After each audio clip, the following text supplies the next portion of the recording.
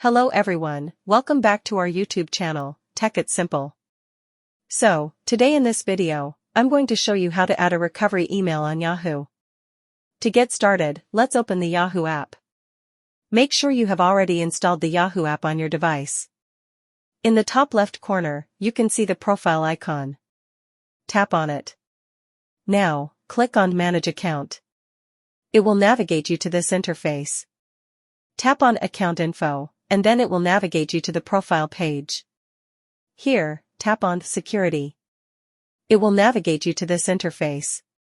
Scroll down until you find Add Email. Add Recovery Email, here it is. Tap on it, and here, enter your email address from which you can recover your Yahoo account when you forget your password. Tap on ADD. Here, it will ask for the verification code. Your verification code is successfully sent to your email address. Copy the code and paste it, then tap on Verify. Here you go, you have successfully added a recovery email to your Yahoo account. So, that's it for today. If you guys like this video, do not forget to like, comment, and subscribe to our channel. Thank you for watching.